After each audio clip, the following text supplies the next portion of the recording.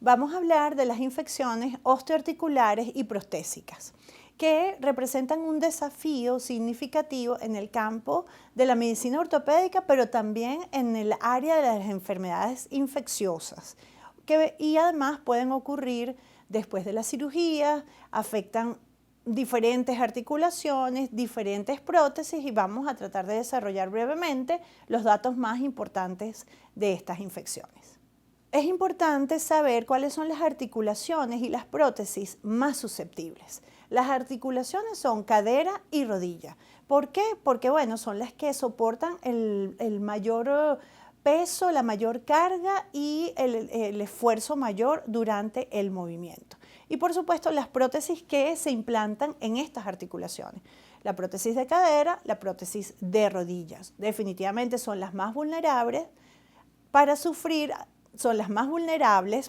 infecciones debido a su mayor complejidad en el procedimiento de la cirugía y hay un mayor riesgo de contaminación durante la misma.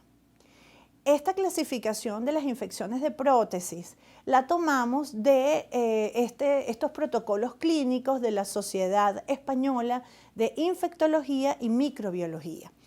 La clasifican en 4 tipos principalmente. Tenemos la precoz o tipo 1, que es al mes de la cirugía en la que se hizo la implantación de la prótesis. La fuente de origen de la infección es durante la cirugía inicial. Luego tenemos la tardía o crónica, que es la tipo 2, y es a partir del primer mes después de la cirugía. De hecho, se pone un rango entre el primer mes y el mes 3. El origen, la fuente de origen de la infección también es durante la cirugía. Luego está la hematógena o tipo 3, que es el resultado de bacteriemia. Tenemos que tener presente que cuando esta bacteriemia es por Staphylococcus aureus, la probabilidad de que se infecte el implante asciende a 30%.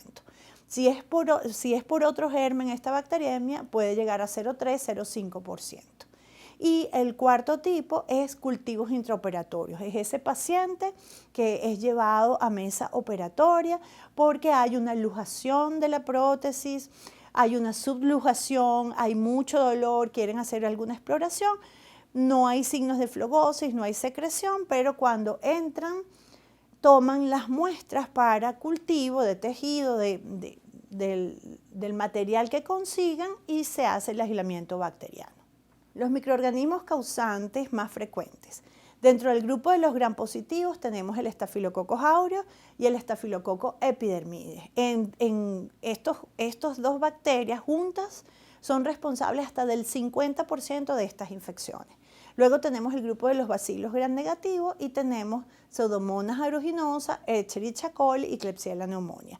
Y hay un grupo importante que no podemos perder de vista y son los hongos, sobre todo en esos pacientes con alguna condición de inmunosupresión, es decir, que tienen un sistema inmunológico debilitado.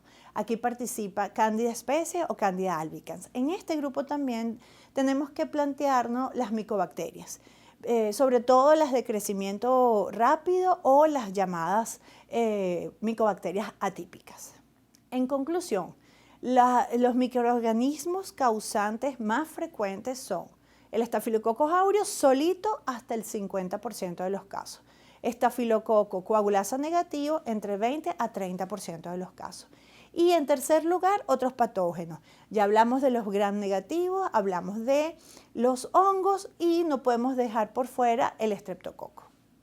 Cuando estamos abordando a un paciente con una posible infección prostésica, tenemos que plantearnos los factores de riesgo. La edad avanzada, es decir, mayores de 65 años, es la tercera edad según definición de la Organización Mundial de la Salud, suelen tener un sistema inmunológico debilitado. La presencia de comorbilidades o enfermedades crónicas como diabetes mellitus, obesidad, artritis reumatoidea, cualquier enfermedad autoinmune que amerite el tratamiento crónico con esteroides. De hecho, también la enfermedad pulmonar obstructiva crónica son enfermedades que aumentan el riesgo de padecer este tipo de infecciones. La cirugía previa también, el antecedente de cirugías ortopédicas tiene un peso importante en la probabilidad de desarrollar infecciones. Y la infección activa. Cuando nos referimos a infección activa, es ese paciente que fue a un reemplazo total de cadera, a un reemplazo total de rodilla y había una infección urinaria que no se trató. Había una infección de piel y tejidos blanda, no muy severa, no muy extensa, tipo foliculitis, y no se trató. Una enfermedad periodontal y no se trató. Entonces, si hay una infección activa previo al momento de la cirugía, hay que tratarla porque definitivamente es un factor de riesgo para este tipo de infecciones. Debemos enfocarnos en un diagnóstico rápido y preciso. La historia clínica, muy importante, evaluar signos y síntomas que viene presentando el paciente, los antecedentes médicos y las cirugías previas. Los exámenes de laboratorio.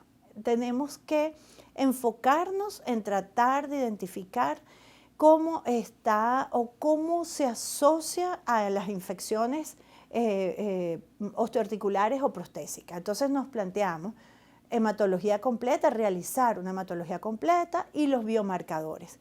De esos biomarcadores, la velocidad de sedimentación globular, la proteína C reactiva.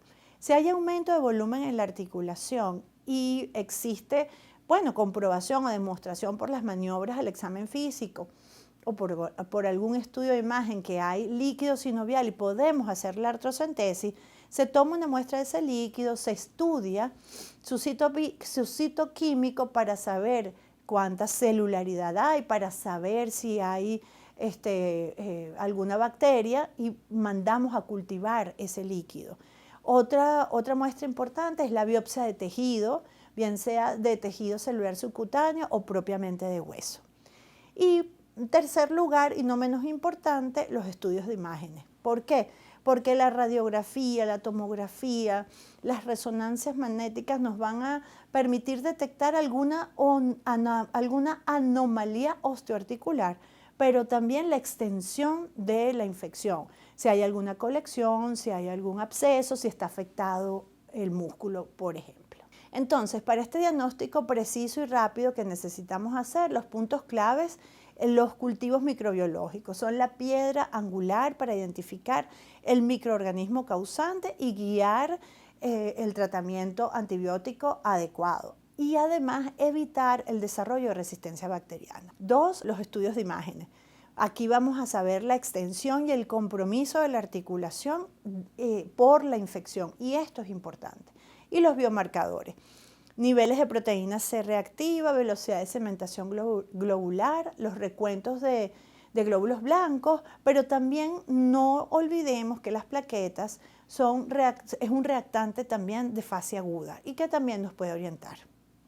El tratamiento efectivo en las infecciones agudas se plantea el antibiótico, ¿verdad? Guiado ya por identificación del germen, vía intravenosa, drenaje quirúrgico y debridamiento del tejido infectado. Esto, por supuesto, lo haríamos en esas infecciones de prótesis tipo 1. Luego tenemos las infecciones crónicas, que por supuesto ya pasa del mes, ¿verdad? Esta infección, o sea, ya sería tipo 2. El tratamiento antibiótico es a largo plazo y hay que plantearse el reemplazo de los implantes y una cirugía reconstructiva.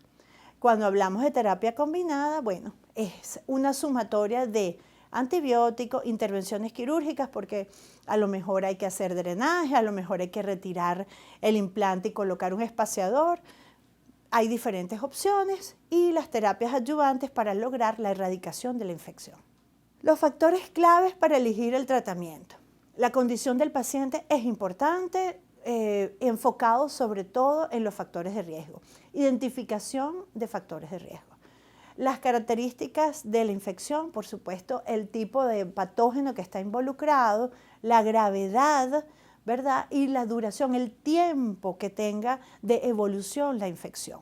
Y por supuesto, la experiencia del cirujano o del equipo de traumatólogos que va a atender al paciente. Esto es importante, ¿verdad? Porque buscamos que sea especializado en esa área, por ejemplo, de cadera, de rodilla, y que tenga una mayor experticia en hacer este tipo de procedimientos. La decisión del mejor tratamiento, iniciamos el tratamiento conservador, que es para las tipo 1, ¿verdad? Infección de prótesis tipo 1, antibiótico, drenaje y debridamiento quirúrgico para las infecciones más tempranas. Si esto falla, o vemos que persisten, ¿verdad?, el proceso infeccioso, ya aquí nos planteamos el recambio de prótesis. Y entonces está indicado pues, en las infecciones crónicas o cuando falla el tratamiento conservador. Paciente en el que persista una fístula cutánea justo en la herida operatoria de la cirugía en la que se colocó el implante, ¿verdad? Eso es indicación de una infección crónica y debe plantearse y trabajarse en función de lograr el recambio de la prótesis. Por supuesto, el manejo siempre debe ser individualizado porque cada caso es diferente y el abordaje debe ser de un equipo multidisciplinario. Otro dato importante es la importancia, valga la redundancia, del seguimiento. Los controles regulares no es solamente hacer la cirugía, sino hacer ese seguimiento, hacer un monitoreo de respuesta al tratamiento que se indicó. Las pruebas de laboratorio también nos ayudan a seguir a este paciente y ver cómo va evolucionando. Los estudios de imágenes también, porque a veces solamente se realiza una fluoroscopía en el momento de la cirugía, en el momento en el que se está haciendo la implantación de la prótesis y una en el postoperatorio inmediato. Pero debemos hacer en el seguimiento los estudios de imágenes. ¿Por qué? Porque una subluxación, un aumento de volumen o irregularidad en el periósteo. Tenemos que vigilar la consolidación pues, de cómo se está fijando la prótesis. Son importantes y pueden ser indicadores indirectos de procesos infecciosos. La continua comunicación, por supuesto, del paciente, del cuidador con el equipo de trabajo o con el equipo médico que lo está atendiendo. La prevención de las infecciones es bastante sencilla y debemos recordarla. El higiene estricta, lavado de manos con agua y jabón, el uso de equipos de protección y esterilización de instrumentos. Recordemos que estas prótesis, estos implantes, estos instrumentos son llevados por casas comerciales al quirófano del establecimiento de salud, bien sea en el sector privado o en el sector público.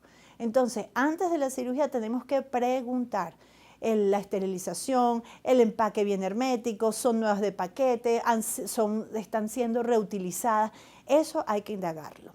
La profilaxis antibiótica también es vital. Administración antes y después de la cirugía para prevenir las infecciones.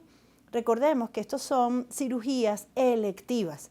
Entonces, cuando estamos preparando al paciente, ya tratamos alguna infección activa que les comenté que podía ser un factor de riesgo y ya la profilaxis que vamos a hacer debe basarse en el espectro de las bacterias de piel, ¿ok? Debe empezarse 1 hora máximo antes de la cirugía, debe repetirse esa dosis de antibióticos seleccionados si la cirugía dura más de 1 hora, 2 horas y por supuesto hay que tenerla después que el paciente sale de quirófano y está en su postoperatorio inmediato.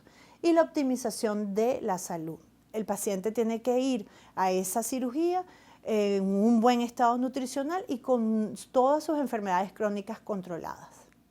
La prevención de estas infecciones pasa por medidas preoperatorias que incluyen lo que les acabo de comentar, pero también hay unos cuidados postoperatorios. Y aquí debo mencionar que el uso de los amonios cuaternarios solo se usa en el mundo para la limpieza de los pisos de los establecimientos de salud. No se usa para hacer curas ni para hacer manejo de heridas. Entonces tengamos presente esto. Por supuesto, importante en el postoperatorio es la educación del paciente, concientización y capacitarlo en identificar aquellos signos tempranos de infección, igualmente al cuidador y a la familia. Hay nuevos enfoques en la investigación que está alrededor de estas infecciones y uno de ellos es el diagnóstico molecular. El diagnóstico molecular lo hacemos a través de reacción de cadena polimerasa en tiempo real. Identificas el nombre y el apellido de la bacteria, pero además el mecanismo de resistencia y el gen que está generando o que produce ese mecanismo de resistencia. Esos son resultados que los tenemos en menos de 4 horas, ¿ok? Y son muy valiosos al momento de hacer la indicación del antibiótico. Siempre que uno habla de gerencia y cuando uno está haciendo este abordaje multidisciplinario de los pacientes, se plantea que los recursos siempre son escasos. Entonces, tenemos que emplear esos recursos en aquella prueba que me dé mayor información, que tenga mejor sensibilidad y mejor especificidad. Y así yo poder hacer una mejor selección del antibiótico. Por supuesto, los nuevos antimicrobianos que esperamos que comiencen a llegar a Venezuela. Los biomateriales innovadores también esperamos que comiencen a llegar porque hay implantes que tienen propiedades antimicrobianas, ya no solamente son las perlas de antibióticos y tienen una mejor capacidad de integración. Y esto definitivamente mejora la prevención de infecciones. Y las vacunas profilácticas. Y se dirán, ¿pero cómo es esto? Bueno, el Staphylococcus aureus, que como ya lo vimos, es el gran protagonista de estas infecciones. En años atrás, en Clinical Infection Disease, que es una revista dedicada a enfermedades infecciosas, publicó un suplemento exclusivamente para hablar de mecanismos de resistencia a tratamiento y las infecciones provocadas o producidas por esta bacteria. Era la primera vez que una revista científica tan prestigiosa en el mundo sacaba un suplemento única y exclusivamente para una bacteria. Y en ese suplemento se planteó el desarrollo de una vacuna contra Staphylococcus aureus. Entonces, bueno, veremos qué pasa. Los desafíos actuales, definitivamente la resistencia a los antimicrobianos, y la única manera de prevenir esta resistencia es haciendo identificación temprana de cuál es el germen que está produciendo la infección. La complejidad clínica, aquí el equipo es multidisciplinario. El médico, internista, el endocrinólogo, el traumatólogo, el infectólogo. Aquí tenemos que trabajar todos en equipo para solventar la infección y garantizar la mejor calidad de vida al paciente. Y la detección oportuna. Identificar los signos de infección en las etapas tempranas sigue siendo un reto diagnóstico y nos va a permitir tener un mejor pronóstico. El impacto de estas infecciones es en morbilidad y mortalidad. Se incrementan de manera importante y la carga económica. El gasto de bolsillo en Venezuela es uno de los más altos del continente porque es la familia y el paciente los que pagan los estudios, los medicamentos, ¿verdad? Y los laboratorios. Entonces, tenemos que hacer una buena gerencia de los recursos. Y esa gerencia es invertir en aquellos exámenes que nos brinden mayor información con mayor sensibilidad y especificidad. Y la calidad de vida también se afecta cuando estas infecciones se tardan en resolver. Conclusiones y recomendaciones, en definitiva, la detección temprana, la identificación microbiológica, la intervención quirúrgica. Una vez que se plantea que la opción es debridamiento y reimplantación, hay que tratar por todos los medios y buscar los recursos para hacerlo. No le demos largas a esto. Por supuesto, la prevención integral. Si empezamos desde la primera cirugía a hacer la prevención integral, no llegamos a esto. Conclusiones claves: articulaciones más afectadas, cadera y rodilla, y las prótesis más vulnerables son en estas articulaciones. Los principales patógenos, gram positivos, pero no dejemos de lado los gram negativos, los hongos y las micobacterias. Principales factores de riesgo: edad avanzada, enfermedades crónicas, cirugía ortopédica previa y la infección activa en esa primera cirugía ortopédica. El enfoque debe ser multidisciplinario para poder hacer un diagnóstico rápido, individualizar el tratamiento y seguir con la práctica de medidas efectivas para la prevención de infecciones. Estas enfermedades, estas infecciones son entre el 1 al 2% de las artroplastias que se realizan. Sabemos ya cuáles son los patógenos más frecuentes, los diagnósticos claves los vamos a obtener a través de cultivos, imágenes y biomarcadores. El tratamiento efectivo va a responder y será guiado por el resultado del diagnóstico clave. Y la prevención prioritaria: profilaxis antibiótica, técnica quirúrgica y control de infecciones. Aquí les dejo unos artículos que revisé, bastante completos y que nos permiten hacer un enfoque multidisciplinario de estas infecciones.